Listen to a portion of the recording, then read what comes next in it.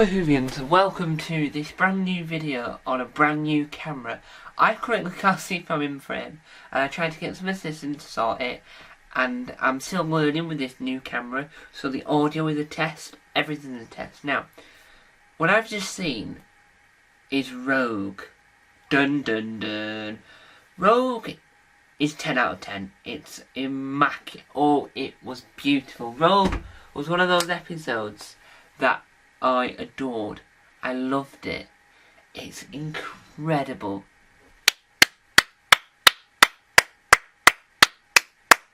Well done, Russell T Davies, for making another stunning episode. What can I say about Rogue? This video will contain spoilers, and it is currently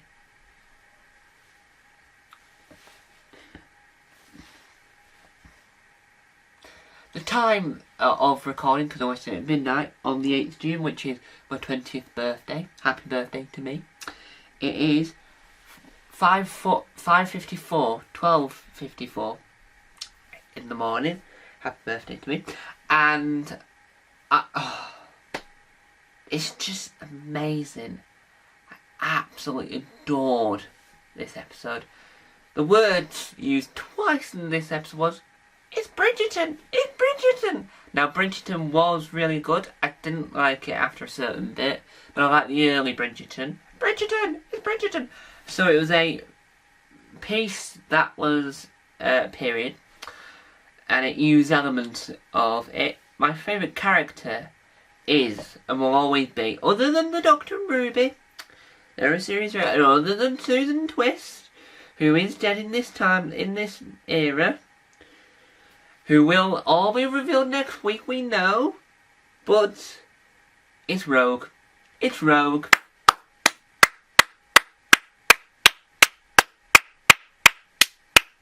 Well done, Rogue. Just well done, Rogue. I can't tell you how much I loved Rogue. Jonathan Goff, I think that's how you pronounce his name, was phenomenal as Rogue. Rogue could have been the Master. Rogue could have been the villain. Rogue could have been anything. But what Rogue was a bounty hunter. Bounty hunters are usually for other sci-fi franchises. But this sci-fi franchise, Doctor Who, hasn't really had many bounty hunters. Rogue was like a modern day Captain Jack Harkness, River Song, a better, well, I wouldn't say better than Captain Jack Harkness, because we've got the legacy of Captain Jack Harkness. But Rogue could be the new leader of Torchwood if he wanted to have an American branch of Torchwood. Because obviously Jonathan Goff, however you pronounce the name, I do apologise, is American. Favourite moments in this episode, anything with Rogue in it. The romantic scene between the Doctor and Rogue worked really well. It's unexpected, but when you see it from the day dot in this episode, you just go, yes. But you don't see... You think that Rogue's going to turn evil at some point.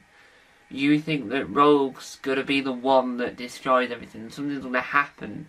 But these owl-like creatures that are like birds, which look phenomenally hilarious. Can't wait to see how they made them on Doctor Unleashed. But they look funny. Like, literally hilarious. I can't wait to see. But I'm going to talk more about them in a minute. But you see the connection that the Doctor immediately has with Rogue. And Rogue's trying to work out who the Doctor is. Once Rogue works out who the Doctor is, like, not one of these creatures that look like owls. The member going to go, ooh, ooh, ooh, ooh, ooh, which is a owl noise that people think the owls make, and I can't work out the exact noise in this moment in time. But I think those books that they used to do, where it's like a guide to certain characters, we need that for Rogue. We need Big Finish audio series about Rogue. We need a spin-off series about Rogue. We need comic series about Rogue. The word cosplay was used a little bit too much, and I think it wasn't a very good costume play. I don't think the villains should have used the word cosplay. I know it's a vocabulary that Ruby could use, because it's the type of word Ruby would use, but these villains could have thought of a more sophisticated word than cosplay. So that's my only criticism about this episode. Other than that, I think it's a 10 out of 10. I think my favourite bit is anything Rogue's in. I think the romantic scenes between the Doctor and Rogue work beautifully. I think Ruby used the word okay a little bit too much. Spelled O-N-K, not O-K-A-Y. And I just feel like there was a little bit too much of like modern words used. But the creatures look hilarious. They shouldn't have. They should have got spooky and creepy and weird. But the way they kill the people is a spooky, weird and interesting. But the whole owl looking bit, one of them looked like a really wise, looked like that weird rat creature thing from Kung Fu Panda. With a massive, like, really long whisk. Like, really long. It was absolutely hilarious. I could not stop laughing at that point. But I do think that Rogue, in itself, as a concept, was perfect. The dancing was amazing. The technology used to make sure Ruby knew the dance moves worked really well. And the sentiment of trying to kill Ruby seemed weird. But I think it helps explain the Doctor's connection to Ruby early on. And obviously next week is going to be who is Ruby, who's Susan Twist, and all that. Susan Twist appeared in it, but the painting, which we saw in the next episode, it appears in it again. Same painting to explain more with it. And I think that this episode helps set up what's happening next. It's one last hurrah before the two-part finale, and before we get the connection and all the looping and who Ruby is. The first part of who Ruby is, because it's a 2-series arc. So who Ruby is starts, and this is like the final romp, the final get-together, the final, here's just a weird adventure that's semi-linked to what's happening next, Susan Twist, but it's more of a fun occasion, more of a Russell wants to write something that's romantic, that's emotional, that's all about connection and about who the Doctor is and why the Doctor and what happens when the Doctor finds someone that he's in love with, and the whole notion of love at first sight works in this sentiment. And his spaceship, Rogue's spaceship, looked like a bird as well, so that Russell must have been like, right, what we need is we need you lot, the new writers, we need to have birds, lots of birds, and write whatever you want, but make sure the spaceship look like birds and the creatures, the villains, look like birds, please. Yes, please do. Come on, I'm the showrunner, do it now, please, thank you. And I think that just worked really well, because that made it comical. There was elements of comedy, romance, suspense, drama, and Rogue. I'm never going to stop talking about Rogue. It's like the Dream Lord. I'm obsessed with the Dream Lord. Not just Toby Jones as the Dream Lord, but the concept of the Dream Lord. That's why the Dream Lord appeared in A Doctor Who Earthbound, which is returning soon. But having Rogue now, I'm gonna use the idea of a bounty hunter. Probably not Rogue, but I'm gonna use the idea of a bounty hunter, because I just think Rogue is a perfect character. Will he return? He did say find me. Who knows? So, out of 10, I will give this episode a 10 out of 10. Well done to everyone that was involved in this production. It was interesting, it was exciting, it was out of this world, it worked really well, and I think again it deserves another round of applause. I think my favourite episodes of this series so far go Rogue, Devil's Cord, Boom, 73 Yards, Dot and Bubble, Church and Room Road, the Christmas specials. That doesn't class now, but it might do if it becomes if we have and Space Babies is near the bottom. Not because of anything wrong with it. There's nothing wrong with Space Babies. It's just you have to sort of look at it in a sense of right.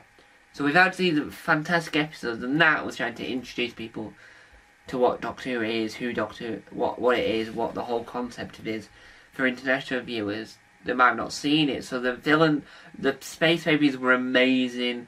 but it just was too introductional for a long-term fan like myself. So that's why it's near the bottom, and I think that Rogue is now my favourite episode. Boom, for a very long time, was my favourite episode, but I think the Rogue has picked it to the post.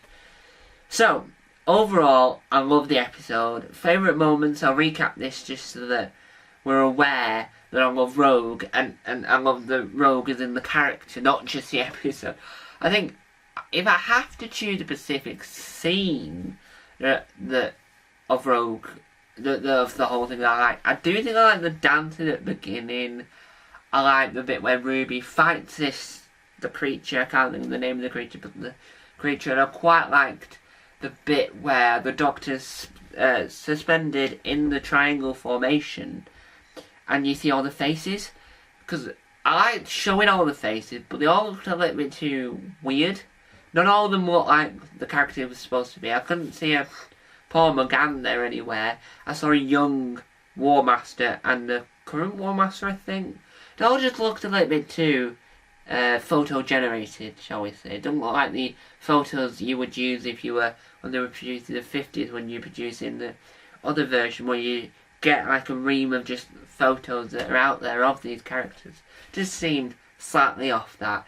But the whole scene was, I think the best bit, right, that was really good and a little bit weird at the same time, but the best bit was when Rogue ran into the TARDIS and he did the David run around, and he was just flabbergasted, but even more knowledgeable flabbergasted, rather than a human flabbergasted when they don't know. This is more of a outer world, more of a everywhere else sort of flabbergasted, rather than a just human flabbergasted. It was already established with the whole form of what time travel is, and who time travel is, and why time travel is, but from a distance that shows that, oh, this is slightly off, this is weird, but I understand. And I think that helps generate who Rogue is. In the brief time we know who Rogue is, it tells us who Rogue is. I felt like the episode was slightly too short, but that's a minor complaint. I would have loved more.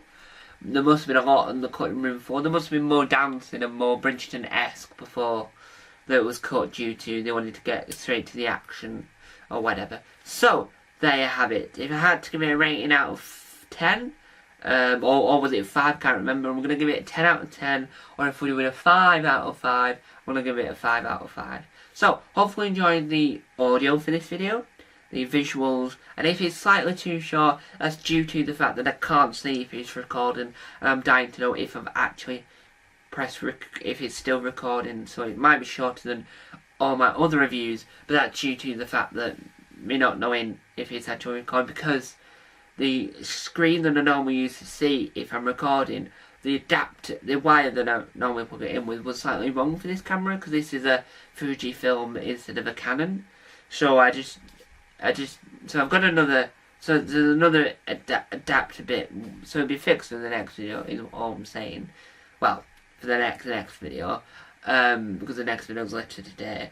So it will be fixed, and I will get to the point of, I will be able to know how long these videos are, I will be able to see what's going on, and I won't be making a video that's not 14 minutes, it'll be like 8 minutes, 12 minutes.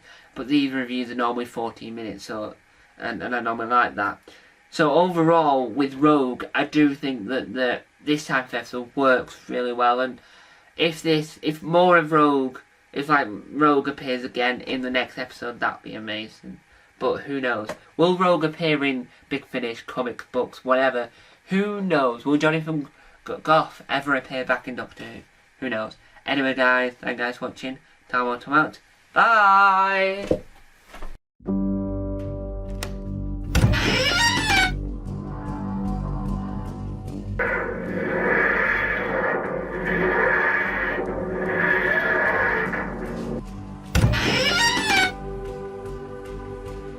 Don't forget to subscribe to the official Tom Mason YouTube channel.